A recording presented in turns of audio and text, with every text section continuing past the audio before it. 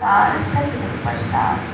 गुरु साहिब फरमाए रहे वाहिगुरु जी अज जो सत्संग ॿुधो से वाहिगुरु वाह वाह करिए।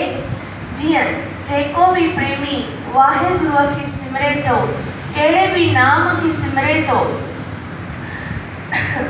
उन जो बेड़ो पार थे तो। कीअं पार थे तो? से संजोग करो मेरे प्यारे, हे मुंहिंजा प्यारा अहिड़ा संजोग बणाए जो मां जपी तो रहा। जित रसना हर नाम उचारे, जंहिंमहिल भी जिते भी मुंहिंजी रसना नाम खे ही उचारे। कल जी ॻाल्हि हले पई मेडिटेशन।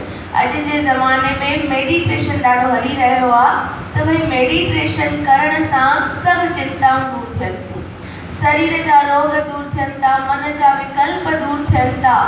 पर मेडिटेशन छा करणु सवलो आहे? ॿुधो त घणो ई कुझु आहे, पर थींदो कीअं? अलाए कहिड़ी बला आहे। केरु पढ़ियल लिखियल हूंदा त भई ॾिसंदा ॿुधंदा कंहिंखां पुछंदा, पर जेके अॻाटे ज़माने जा आहिनि छा उहे करे सघंदा? अलाए छा आहे भाई मेडिटेशन? का इहो अखियूं बंदि करे वेहणो हूंदो आहे, हिनखे चवंदा आहिनि मेडिटेशन। इनखे चवंदा आहिनि मेडिटेशन यानी ध्यानु लॻाइणु। पर छा उन प्रक्रियाउनि खे असां सम्झी सघिया आहियूं? असां अञा हिन संसार में ई वेठा आहियूं, यानी असां बेहोशीअ जी अवस्था में ही वेठा आहियूं। छो त जॾहिं शास्त्र पढ़ंदासीं, ॿुधंदासीं, सम्झंदासीं, अॼु जे ज़माने में त हाणे ॿुधूं था, पर अॻाटे ज़माने में शिव शंकर भॻवानु पार्वती माता खे 120 प्रकारनि जा मेडिटेशन सेखारिया आहिनि, यानी ध्यान जी अवस्थाऊं सेखारे चुकिया आहिनि। उनखां अॻिते वधूं त गुरु गोरखनाथ पंहिंजे चेलनि खे हज़ारे नमूननि जूं तपस्याऊं सेखारे चुकिया आहिनि। तपस्या यानी ध्यान मुद्राऊं सेखारे चुकिया आहिनि। उनखां अॻिते वधूं त गुरु ग्रंथ साहिब में असंख्य नादो असंख्य वेदो श्री जपजी साहिब जी पौड़ियुनि में असां पढ़ंदा हूंदासीं। हिकु हिकु शब्द जो एॾो अर्थ आहे, एॾो मीनिंग आहे, जंहिंजो असां भई करण वियूं उल्लेख त ज़बान खे ताक़त न आहे। एॾो कुझु असांखे सम्झाइनि था। असां अञा हिकिड़ो यानी भई ए ते बि न पहुता आहियूं, ज़ेड त परे जी ॻाल्हि रही आहे त असां छा कयूं जो असांखे बि इहे सभु शयूं अची वञनि।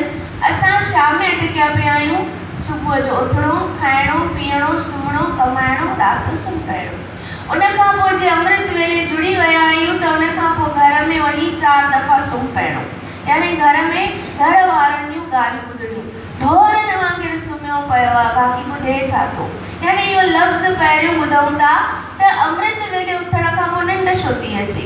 ऐं हिते सत्संग में त चवनि था जेको अमृत वेले उथे थो हुनजी निंड उॾी थी वञे, सिर्फ़ु उहो 2 कलाक सुम्हे त हुनखे निंड ई न ईंदी आहे। त ईअं छो थो थिए? त यानी किथे न किथे कमी अची थी वञे। कहिड़ी कमी अची थी वञे? उहा कमी दूर थिए थी। कीअं? जॾहिं सुजाग अवस्था में ईंदासीं। असां जेसिताईं बेहोशीअ जी अवस्था में आहियूं तेसिताईं कुझु सम्झ में नथो अचे। हा भई ॿुधियोसीं मेडिटेशन करिणो आहे त ठीकु आहे, अॼु करे था ॾिसूं। कंहिंखे करिणो आहे? कंहिंखे मेडिटेशन करिणो आहे? कंहिंखे बि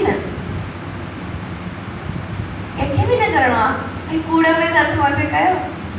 अॼु न कंदासीं, अॼु त स्कूल चालू हूंदा न, अॼु थोरी करिणो आहे। पंहिंजे मन खे चवणो भाई अॼु करे था ॾिसूं, अॼु ॿुधो आहे त थोरो ठीकु आहे, ॾिसूं था इहा कहिड़ी शइ आहे। त ॿुधण जे लाइ त असां तयारु आहियूं। भाई उहो ई टाइम सत्संग जी समापति थींदी, टेंशन न कयो। घर मशीन चालू करे आया हूंदव, कोई कपिड़ा विझी आयो हूंदो, कोई विहाणे खे चई आयो हूंदो भी मां वरी अची करे सुम्हाए थो थोरी देरि खां पोइ, बसि खाली अमृत वेलो ॿुधी चा।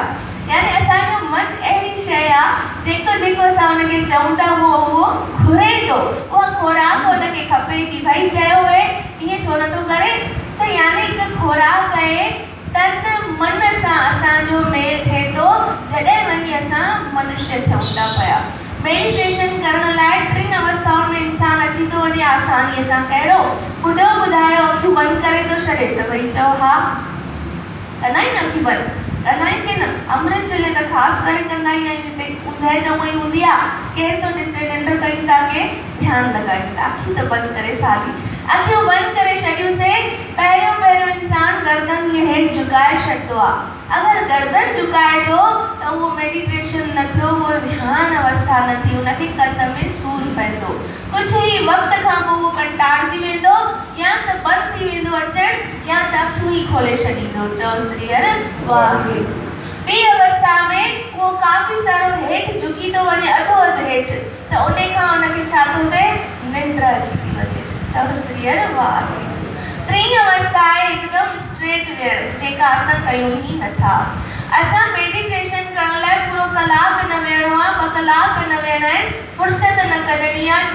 चालू कम में कुर्सीअ ते वेठे वेठे सब्जी घुमाईंदे दुकान ते गिराकी कंदे बि असां करे था सघूं। उहा कहिड़ी रीत आहे, सुभाणे जे सत्संग में अॻिते हिन ॻाल्हि खे वधाईंदासीं, छो त हर रोज़ असांखे टाइम जी कमी हूंदी ई आहे। पर गुरु साहिब बि असां सां गॾु आहिनि। छा था फरमाइनि, सुण बेनंती प्रभु दीन दयाला, मुंहिंजी इहा ई वेनती अथई मुंहिंजा दीन जा दयाल ॿुध।